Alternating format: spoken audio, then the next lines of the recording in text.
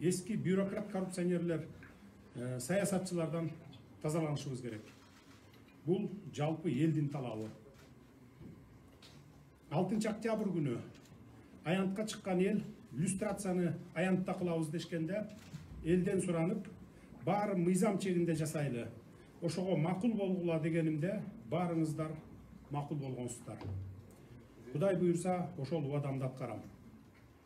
Мен Кыргызстанды оңдойлу, элдин жашоосун жогорку деңгээлге жеткирели деп өтө чоң, орду толгус жоготууларга учурадым. Эгер мен ошол кыялдарымды ишке ашырбасам, мени атамдын, энемдин, баламдын арбактары кечирбес. Бирок мен жалгыз ал кыялдарымды ишке ашыра албайм.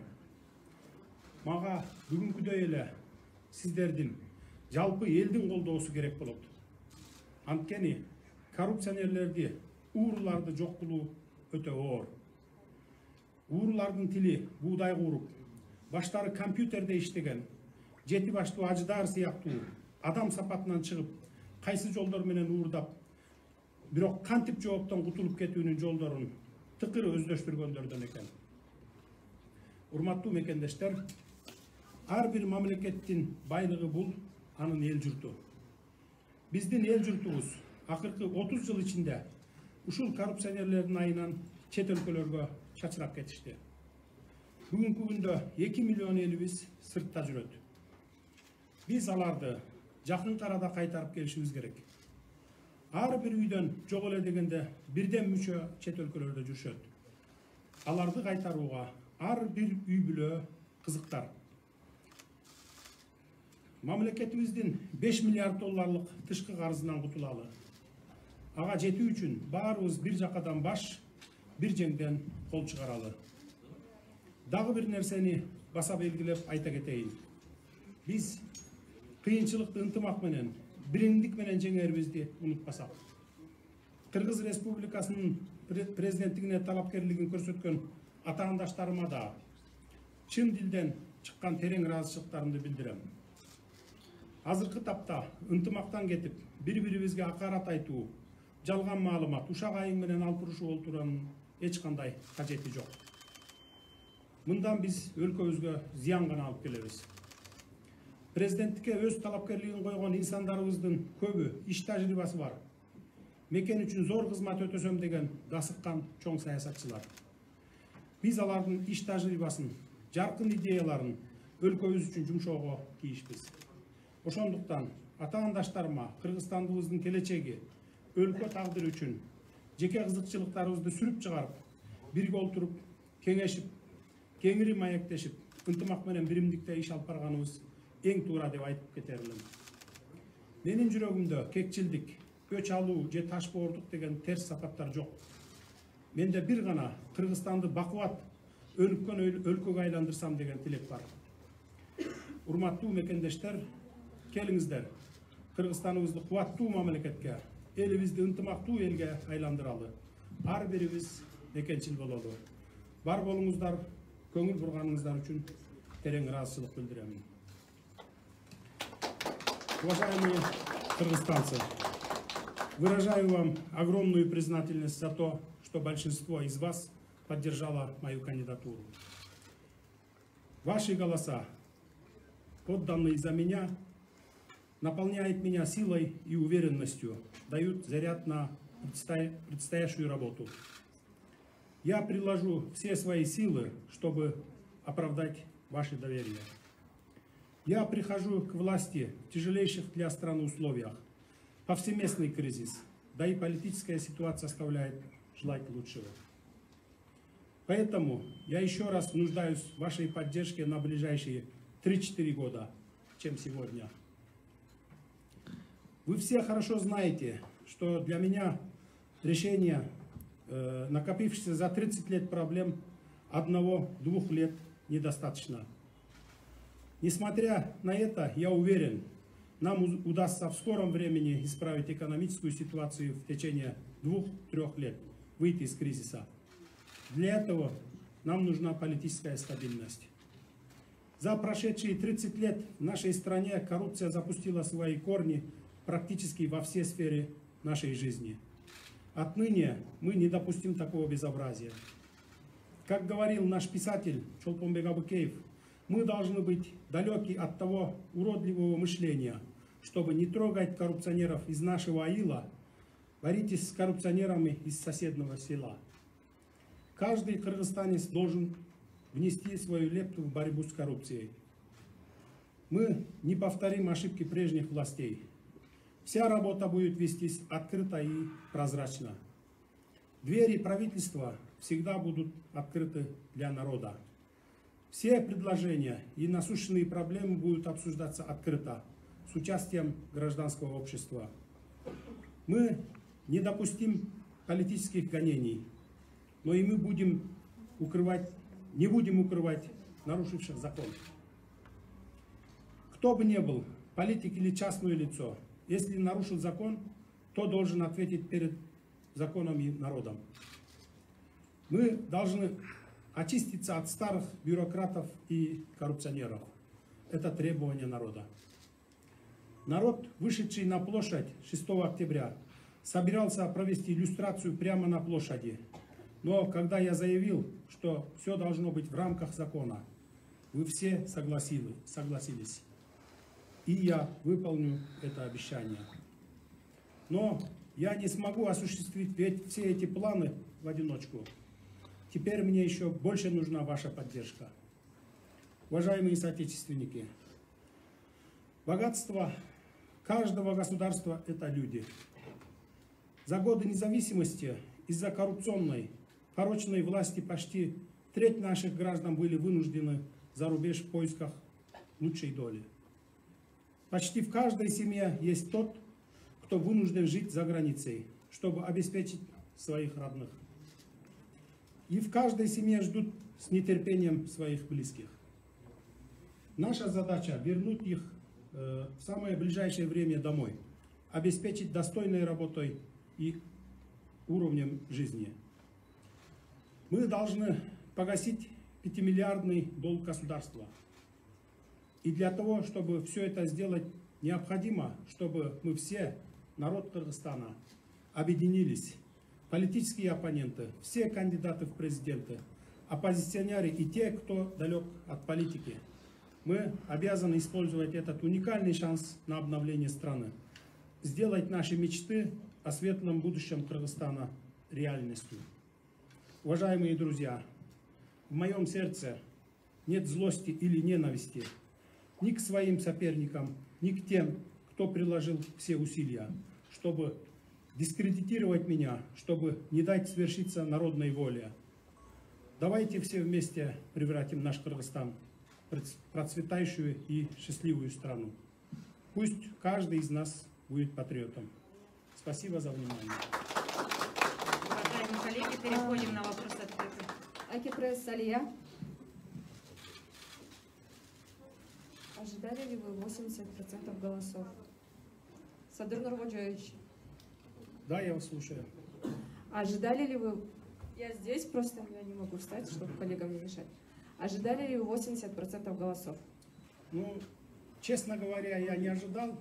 Думал, где-то 60% будет процентов. Следующий вопрос. Добрый вечер, Первый канал, Шишкин Олег, корреспондент. Извините, что сижу, боюсь перекрыть коллегам картинку. Согласно предварительным данным, народ на референдуме высказался за сильную президентскую республику как форму управления в Киргизии. В связи с этим мой вопрос в следующем. Какие изменения в Конституцию будут предложены, вами инициированы? В какие сроки? Как вы планируете выносить их на общественное обсуждение? То есть, ну, грубо говоря, что дальше? Как это решение народа будет воплощаться в жизнь? Народ решил, что в дальнейшем, что будет править президентское правление. Будет правление президентское. Теперь в ближайшее время Конституционное совещание должен вынести проект Конституции Жогорку Кеңеш, предоставить Жогорку Кеңеш. А Жогорку Кеңеш должен назначить референдум, дату референдума. После принятия новой Конституции будем провести реформу, политическую реформу. Будет новая структура власти, новая структура правительства, будет новый жогорку кеңеш. Жогорку кеңеш тоже будет избираться по одномандатным округам и половина по партийной системе. Это будет примерно до 1 июня мы должны закончить. Почему? Потому что мы приняли закон, чтобы все политические процессы закончить до 1 июня. Такой закон есть сегодня. Кейинки суроо. Азаттык Токтосун Шамбетов. Саламатсызбы, Садыр мырза? Бүгүн шайлоочулардын 3 миллиондой шайлоочунун 1 миллиондон ашыгы келди. Бул 3төн 1 бөлүгү деп эсептесек болот. Бул башка шайлоолорго салыштырмалуу абдан аз деп эсептелүүдө. Сиз ушундай шартта алдыда келаткан алдын ала жыйынтык катары кийин президент болуп калсаңыз, саясий күчтөрдү бириктирүүгө, өлкөнү бириктирүүгө кандай максаттарыңыз бар, кандай пландарыңыз бар? Саясий күчтөрдү консолидация кылууга, ынтымакка чакырууга, элди бириктирүүгө. Экинчи каалоо менен өтүнүч, сиз убактылуу өкмөт баштыгына келип атканда дагы маекке чакырдык элек интервьюга. Азыр дагы расмий маекке чакырабыз, анан алдын ала жыйынтык менен куттуктайбыз. Сиздердин маегиңиздерден качпайм, барам сөзсүз. Мына эми Кудай буюрса эртеңден баштап колум бошойт. Шайлоонун жыйынтыгы бүттү, чыкты. Кайсы күнгө чакырсаңыздар, мен сиздердин маегиңиздерге барамын. Элге түз жооп бергенге даярмын. Элден качпаймын. Бул бир. Экинчиден, эмне үчүн ушундай шайлоого аз катышты деп атпайсыздарбы сиз? Мурда шайлоолор жасалма жол менен өтүп келген, билесиздер. Форма 2 дегенде мындай бир ойлоп таап чыгып, анан мындай мурда бир 3 миллионго чейин шайлоочулар катышкан убакыт болгон. Бул жолу биз бийликке келген күндөн баштап мындан ары шайлоолор, жанагыдай президенттик болобу, парламенттик болобу жасалмалуу жол менен өтпөш керек. Сатып алуу, сатуу дегенге тыюу салышыбыз керек деп биз буйрук бергенбиз. Мына бүгүн ошол буйрук аткарылып, форма 2 деген баш айландырма, ушундай бир мафиялык система жок болгондугу үчүн ошо 1 миллиондон ашык адам келип атат. Бирок ошол элдер, келген элдер өзүнүн чын жүрөгү менен добуш бергенин сиздер дагы көрдүңүздөр. Анан сиздерден ушу азаттыктан суранамын, мындай бир сөздөрдү бурмалап, бир жерин кесип алып туруп, анан өзүңөрдүн комментарийиңер менен мындай башка жака бурмалабай берип турсаңыздар жакшы болот эле. Ушундай эле берип беребиз. Кантип саясий күчтөрдү консолидация кылып, алар менен сүйлөшкөнгө, элди бириктиргенге кандай планыңыз бар? Буга чейин деле ошол биринчи күндөн баштап саясий күчтөрдүн баарын мен бириктирип келгем, билесиздер. Азыр дагы шайлоодон кийин баардыгын бириктиргенге даярмын. Болгон күч аракетимди жумшаймын. Эгерде кимдир бирөө же бир кандайдыр бир саясатчы эгер аган макул болбосо, анда ал өзүнүн иши. Урматтуу коллегалар, бир ММКдан бир суроо, анткени баардыгыбыз жетиш керек биз суроо бергенге. Бири-бирибизди сыйлайлык. Спутник Кыргызстан маалымат агенттигинин кабарчысы Илеман Карымшаков. Садыр Нуркожоевич айтсаңыз, азыр референдумдун алдын ала жыйынтыгы боюнча президенттик башкаруу формасын тандагандар алдыда бара жатат. Эми ушул президент башкаруу тандалгандан сиз кандай ойлойсуз? Бардык бийликти көбүнчө президентке өткөрүп бересизби? Парламентти алсыраткан система түзүлүш керек деп ойлойсузбу? Же парламент менен президентте баланс болуш керек деп ойлойсузбу? Азыр биз жаңы конституция кабыл алынганга чейин эски конституция менен жашайбыз. Бир 2 айдын ичинде ошондой эски конституция менен жашайбыз. Жаңы конституция кабыл алынгандан кийин жаңы система түзүлөт, башкаруу системасы. Анан ал жерде бир эле президенттик деп баардыгы президентке бийлик берилбейт, парламентке дагы бийлик берилет, бая баланс болуп туруш үчүн экөөнө бирдей болот. Андан сырткары курултай системасы деп долбоордо, конституциялык долбоордо ошо курултай системасында киргизип атышат. Бул жерде курултай системасы дагы өзүнүн кандайдыр бир бийликке болгон сунуштарын берип, бийликке болгон ушундай бир рекомендацияларын берип турат да. Тең салмактуулук парламент менен президенттин ортосунда сакталат. Кийинки суроо. BBC радиосу Азиза Марат кызы, Садыр мырза, саламатсызбы? Алдын ала жыйынтыктар боюнча көпчүлүк басымдуусу президенттик башкарууну тандап жатат. ушундай жыйынтык менен аяктаса, азыркы баш мыйзам жана баардык системаны, баардык деги эле нерселерди башкарган мыйзамдар бул башка туура келбей калып атат. Парламенттик башкаруунун мыйзамдары болуп калып атат. Бул маселе кандай болот? Анан тышкы карыздарды төлөөнүн жолдорун өзүңүздүн планыңызда айтып бересизби? Баш мыйзам кабыл алынса, жаңы баш мыйзам кабыл алынса, ошого ылайык баардык мыйзамдар өзгөрөт. Сот системасы боюнча, жергиликтүү башкаруу боюнча, президент боюнча, курултай, анан жогорку кеңеш боюнча баардык мыйзамдар ошол конституцияга ылайык даярдалып, анан кабыл алынат. Ага чейин биз азыркы эски, бүгүнкү конституция менен жашап турабыз. Бул бир 2 айдын ичинде боло турган нерсе. Анткени ошо жаңы конституция кабыл алынгандан кийин мыйзамдардын баары жаңы болуш керек да, жаңы система түзүлүш керек. Ошон үчүн баардык мыйзамдар жазылат, муну депутаттар жазат, өкмөт жазат, президенттин аппараты жазат, жаңы мыйзамга ылайык, жаңы конституцияга ылайык. Ошон үчүн ошол жаңы мыйзамдар кабыл алынганга чейин эски конституция менен жашап турабыз. Тышкы карызды болсо чечүүнүн жолдорун биз пландаштырып жатабыз. Кудай буюрса, баягы долбоорлорубуз бар. Биринчи 2-3 жылда баарын жабабыз деп сөз бере албайбыз. Анткени 1 жыл, 2 жыл бизге өтө кыйын болот. Экономикабызда кыйынчылык бар, энергетика системасында кыйынчылык бар. Анан ошондой эле ошо саясий жактан дагы биз туруктуулугубуз өтө бекем эмес. Ошондуктан баягы 1-2 жыл кыйналабыз. Муну ачык эле моюнга алышыбыз керек. Бирок 2-3 жыл, 4 жылдан кийин биз сырткы карыздарыбызды толук жапканга мүмкүнчүлүк алабыз. Кийинки суроо. Саламатсызбы, 7 канал, атым Айжигит. Бир катар президенттикке талапкерлер шайлоо реалдуулуктан одон алыс болду, шайлоонун жыйынтыгын тааныбайбыз деп айтып чыгышты. Ошого пикириңизди билдирип коесузбу? Эми ар кимдин өзүнүн ою бар да, өзүнүн ой пикири бар, көз карашы бар. Бирок кичине мындай бир сөз айтарда да Кудайды караш керек да, мурунку система менен, мурунку ушул баягы бир административдик ресурстарды колдонуп шайлоо өткөрүүгө караганда мына 99,9% таза өттү да. Ар бир элди мисалы сүйрөп барып добуш берүү деген болгон жок.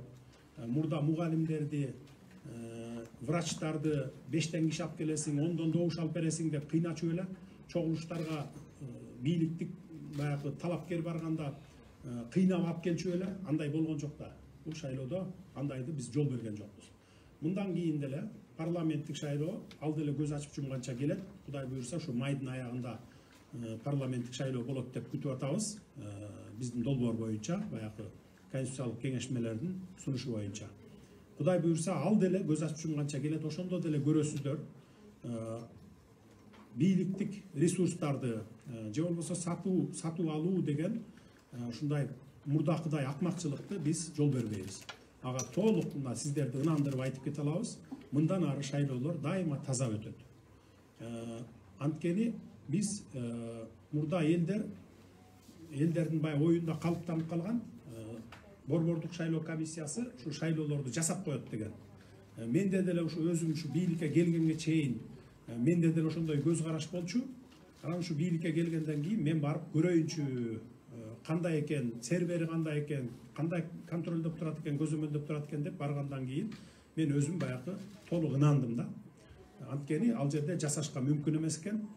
Бирок ошончо дагы баягы мен биринчи бийликке келген күндөн баштап эсиңиздерде болсо керек, блокчейн системасын орнотобуз шайлоо немелерине деп айтканмын, борбордук шайлоого жана урналарга чейин деп. Борбордук шайлоого бүгүн блокчейн системасы орногон, ошонун негизинде өттү.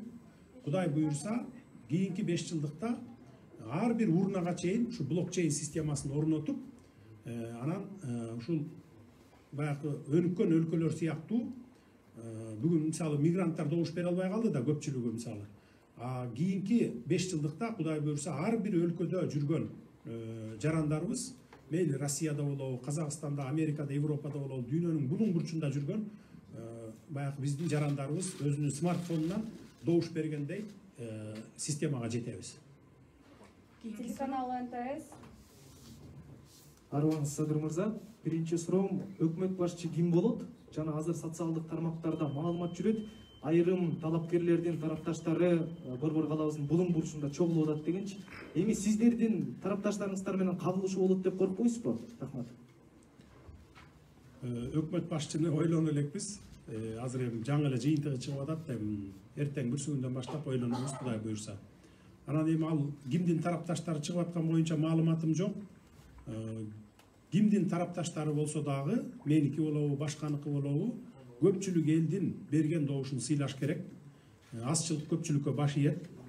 Бул адам баласынын табиятынан өзү ушундай. Дүйнө жүзү боюнча дагы бардык мамлекеттерде көпчүлүк азчылыкка баш ийиш керек. Урматтуу коллегалар, регламентти бузбайбыз. Бир СМИден бир суроо. Поликлиника. Саламатсызбы, Садыр мырза, атым Чалбонбек, поликлиника медиасы. Менин суроом төмөндөгүдөй. Экинчи президенттик күмөнөткө барасызбы? Биринчисин баштай элек жатып, экинчисин ойлонгон жокпуз. Келе берсин убакыт, Кудай айтканын көрөбүз. Аркадагы эже, бери келсиз. Толкун Аматбаева, Франц Пресс.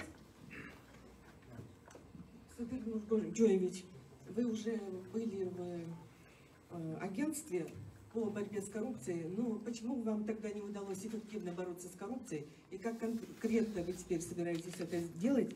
И считаете ли вы поворотный момент с того дня, как стали президентом?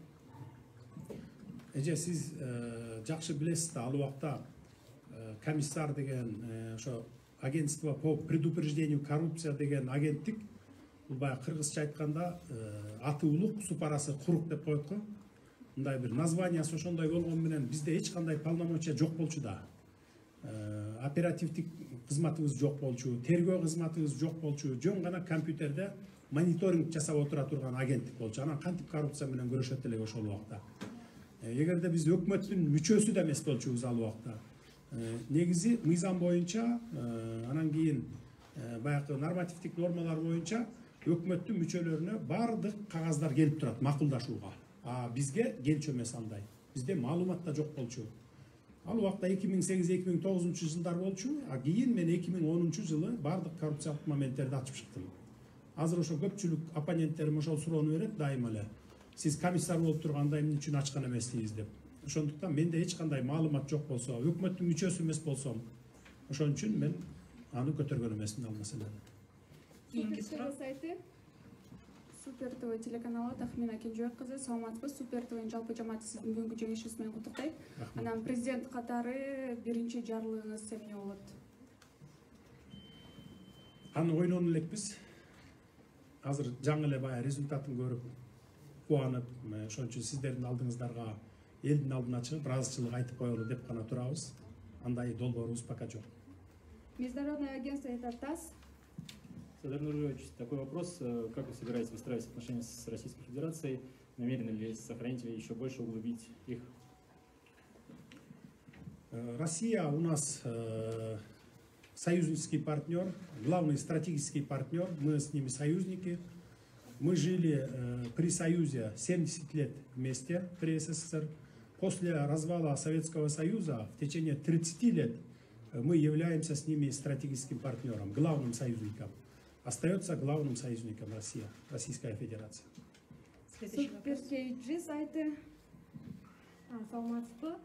Сөз эркиндигине болгон мамилеңиз кандай болот? Сизди сындаган башка маалымат каражаттарын кысымга албайсызбы? Жок, андай болбойт.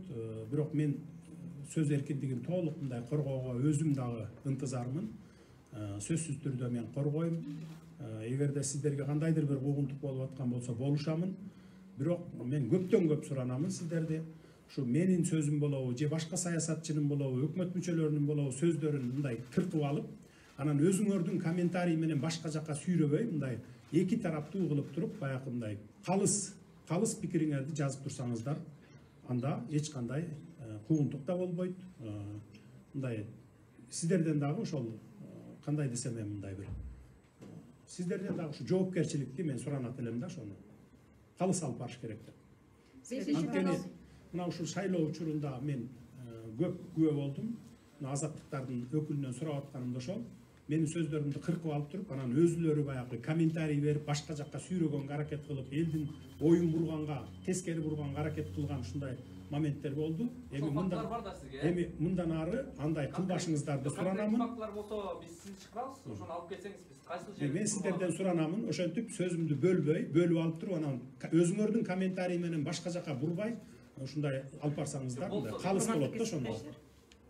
Саламатсызбы, 5 канал Айтолкун.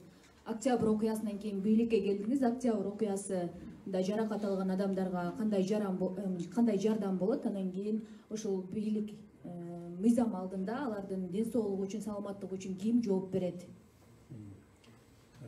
Октябрь айында жаракат алгандарга мындай жекече негизде жардамдар берилип атты. Бардыгына ошо жаракат алгандардын баарына жардамдар берилди. 10дон ашык баягы көзүнөн операция болгондор болду. Анын бардыгына ошо жекече жактан жардам берип аттык. Мамлекет тараптан жардам бере алган жокпуз, бирок жекече жардам берип аттык. Мындан ары дагы жекече жардамдарды улантабыз. Ал эми мамлекет тараптан болсо, бул эми баары мыйзам чегинде болуш керек. Алардын баягы статусун биз такташыбыз керек, аныкташыбыз керек. Ошондон кийин анан мамлекет тараптан жардам болушу мүмкүн. А так жекече жардамдар мындан ары деле улантыла берет. Следующий вопрос. New TV телеканалы, саламатсызбы, Чынара. Буга чейинки президенттер тегерегиндегилердин курмандыгына айланды. Сиз чөйрөңүздүн таасиринде калуудан коркпойсузбу? Жок, коркпойбуз. Анткени ооба билем, мен мурдакы президенттер дагы ушул бирөөсү ошо 15 жыл иштеди.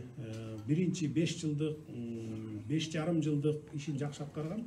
Анан кийин ошо айлана чөйрөсүндөгүлөргө мына элдин баары билет, анын баары анализделип турат. Ушундай таасирге кирип кеткен.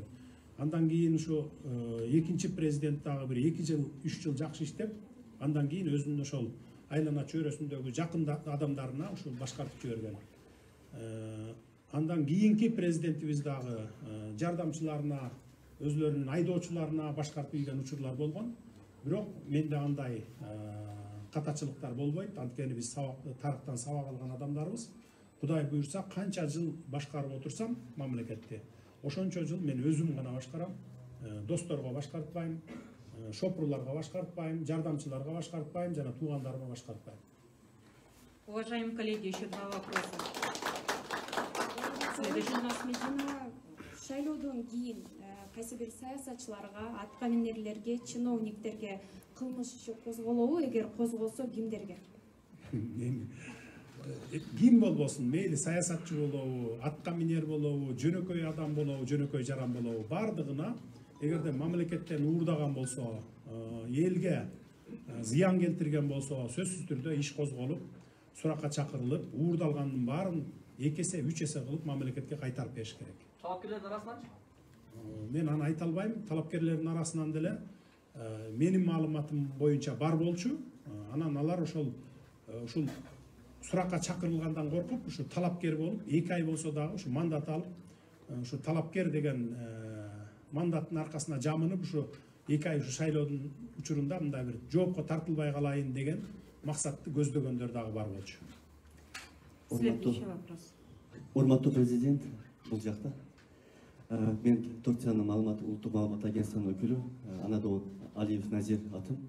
Сизге бир суроо, сизди куттуктайм. Анан мындан кийин Бордош Кыргыз мамлекетинин мына Бордош Түркия мамлекетинин арасында мамиле кандай болот, кандай пландарыңыз бар, айтсаңыз болобу? Рахмат. Биз түрк тилдүү элдер бири-бирибиз менен мамилебиз жакшы. Менин маалыматым боюнча ошо түрк тилдүү мамлекеттердин уюму бар, Түрксой деген. Дайыма мамилебиз жакшы болуп келген. Мындан ары дагы Түркия менен мамилебиз бүгүнкү күндөн дагы жакшыртканга, өтө жогорку деңгээлге жеткиргенге биз болгон күч аракетибизди жумшайбыз. Рахмат. Башка мамлекеттер менен дагы биз мамилебизди жакшыртабыз. Кошуна мамлекеттер менен биз жакын мамиледе болобуз. Анткени кыргыздарда жакшы сөз бар. Алыскы туугандан жакынкы кошуна деп коет эмеспи? Анан албетте калган бардык мамлекеттер менен бирдей, тең ата, анан 2 тараптуу кызыкчылык болсо, бардык мамлекеттер менен бирдей мамиле түзөбүз. Рахмат кесиптештер. Саламатсызбы? Алдын ала куттуктайбыз. Параграф гезити Асель Токтогулова. Сизге бир суроо. Келген президенттин баары эле сот системасын реформа кылам деп келет, бирок жыйынтыгын баарыбыз көрүп жатабыз, эч кандай жыйынтык болбой жатканынчы. Сиз сот реформасынын кандай пландарыңыз бар? Сот системасын сөзсүз түрдө реформа кылабыз. Сот системасын бир 100% болбосо дагы биз 90-95% көз карандысыздык сот системасын түзгөнгө жетишибиз керек. Анткени дүйнөлүк практикада соттор көз каранды болсо, анда ал өлкөдө адилеттүүлүк, мыйзамдуулук жок болот да. Элдин наразычылыгы дагы 90% ушу сотторго наразычылыктан келип чыгат. Эгер эсиңиздерде болсо 2011 жылы мен депутат болуп турганда ушу сот реформасын реформалоо боюнча комитеттин төрагасы болчумун. Ошол мезгилде реформаны баштаганымда сот системасын көз карандысы кылып түзөлү дегенде 100дөй адам эриштип келип, ушул убактылуу өкмөттүн мүчөлөрү ошого баягы сот системасынын реформа жүрүшүнө каршы кызыктар адамдар келип, ошол мени председатель комитеттиктен кетирип, анан бүгүнкү көз каранды сот системасын түзүп алышкан. Мыйзамдардын бардыгын кайрадан жазып, кайрадан башка мыйзам кабыл алып, ушундай бүгүнкү системаны түзгөн да. Ошол мезгилде менин күчүм жеткен эмес. Анда мен болгону жалгыз депутат болчумун. Бүтүндөй мамлекеттик машинага каршы тура алган эмесмин, күчүм жеткен эмес. Эми Кудай буйрса, бийлик башына келсем, мен сот системасын толук көз карандысыз системасына айлантып, мыйзамдарды ошолгон ылайыктап жазып, сот системасын өздөрүнүн колуна беребиз. Ошол эле мезгилде бирок элдин алдында, мамлекеттин алдында алар адилеттүү, мыйзамдуу чечимдерди кабыл алуусун көзөмөлгө алабыз. Кийинки суроо. Садыр Нургожоевич, здравствуйте.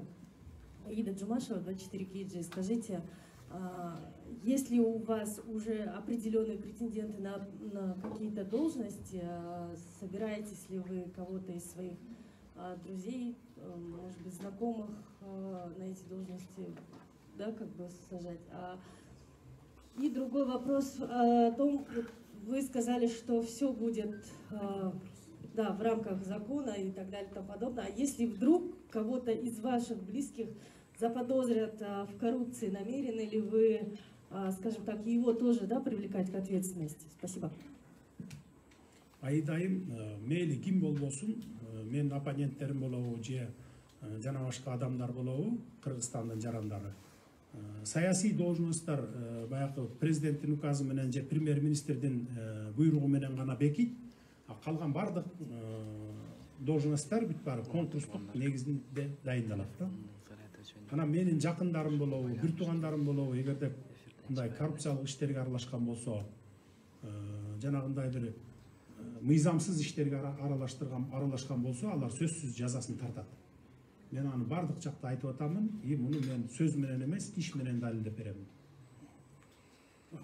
Садыр мырза, биринчиден куттуктайбыз жеңишиңиз менен. Анан өткөндө социалдык фонддун төрагасынын орун басары айтты, соцфонддо таптакыр акча жок калды депчи. Инфинден жардам сурайбыз депчи. Ошол жагын айткуз, пенсионерлер эмне кылат? Кандай ошону чечүү жолдору барбы азыр? Жакынкы кыштан чыкканга 1-2 ай болсо да. Бизде соцфонд тараптан эмес, соцфонд тармагында эмес. Экономикабызда, соцфонддо, энергетика системабызда сазга батып калдык деп айтсак болот. Муну эч жашырбайбыз. Муну мен жасаган жокмун. Мына акыркы 30 жылдан бери келип бул бардык система сазга батып калыптыр. Булар боюнча биз экономисттер менен, адистер менен, финансисттер менен олтуруп пландарды түзгөнбүз. Кудай буйрса, бул кризистен чыгабыз. Кейинки акыркы суроо. Медер Ахматов, репортер KG. Когда вы были исполняющим обязанности президента Кыргызской Республики, под амнистию попали ряд заключенных, никто не знает до сих пор, кого амнистировали. Можете прокомментировать?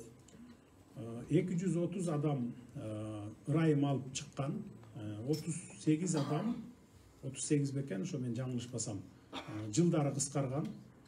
Ал эч кимге жашыруун эмес. Сиздер запрос жасасаңыздар, бардыгын ачык беребиз. Бул 230 эле адам, бул негизи аз чыгып калды деп эсептейм.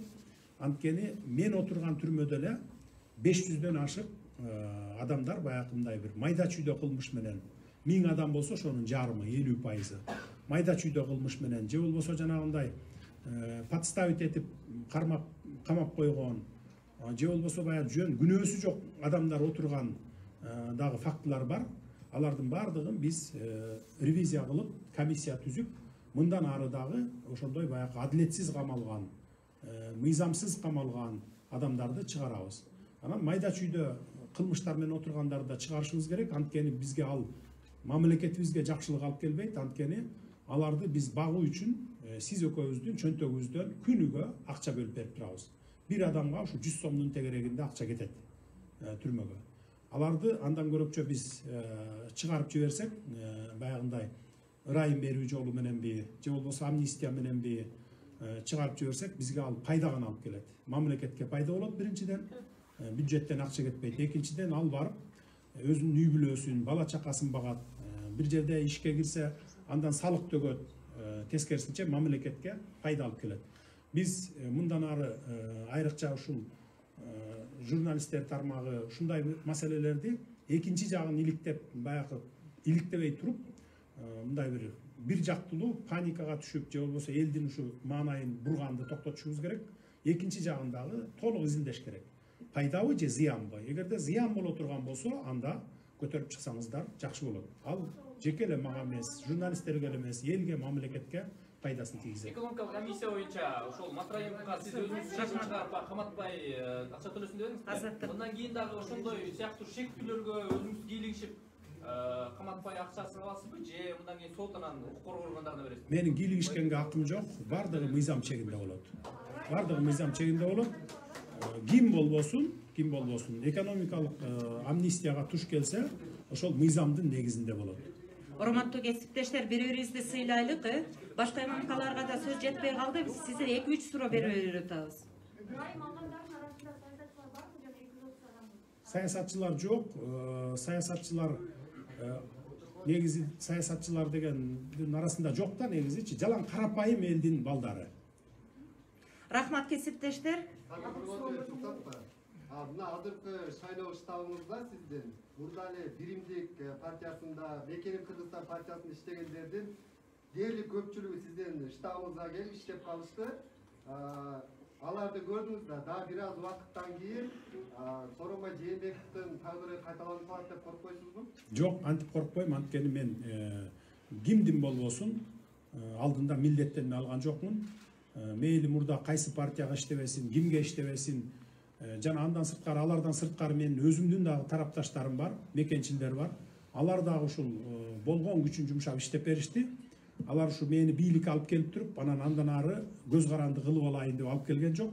Ар ким өзүнүн кызыкчылыгы үчүн, өзүнүн келечеги үчүн, мамлекеттин келечеги үчүн, өзүнүн бала чакасынын келечеги үчүн иштеди.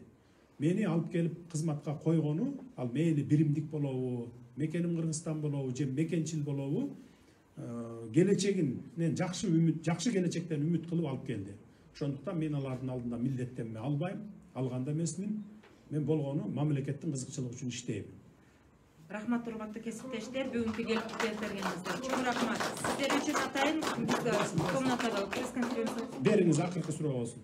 Азыр саясат референдум жалгашкан айтып атабыз, анан элде жакынчылык күчөтпөйт деп атабыз. Жумушчулук күчөп аларды көрсөтүшү билесизби? Анан азыркы учурда канчага кыйын жакынчылыкта жашоого? Азыр биздин Кыргызстанда 90% эл жакырчылыкта жашайт экен. 90%. Биз бул боюнча 2 ай мурун ушу программаларды түзүп, долбоорлорду даярдаганбыз. Аларга кандай жумуш орундарын түзүп беребиз жана кантип жакырчылыктан чыгабыз деген долбоорлорубуз бар. Кудай буйрса, уже жакын арада ишке киргизсек, бир жыл деп айтпайлы, анткени бир жыл деп айтсак бул өтүрүк болуп кетет. Где-то бир 2,5-3 жылдын ичинде биз жакырчылыкты жойгонго толук мүмкүнчүлүгүбүз пайда болот. Эгер өлкөбүздө саясий кырдаал туруктуу болуп турса. Рахмат, урматтуу кесиптештер, бири-бирибизди сыйлайлык. Шайлоого катышкан кандидаттардын 5 миллион сому кайтарылып берилеби же ошойдан какы кетет? Эгерде өтпөй калгандардыкы кайтарылып берилбейт, өткөндөрдүкү кайра кайтарылат. Эми мыйзам боюнча ошондой да өз негизи. Ошондо өтпөй калды. Партиялардыкы 5 президенттикке кайтарылбайт эгер өтпөй калган кандидаттар. Урматтуу Парламенттики кесиптештер, 5%дан өткөндөрдүкү кайтарылса кайтарылбайт. урматтуу кесиптештер, силерге атайын көпүрөөк даярдалган. Садыр Нуркожоевич. Саламатта калыңыздар, рахмат сиздерге келтиргениңизге. Сизге чоң рахмат, Садыр Нуркожоевич. Кесиптештер, сиздер үчүн көпүрөөк даярдалган. Бир чай дам тартып кетсеңиздер болот. Бардыгыңыздарга келгениңиздерге чоң рахмат.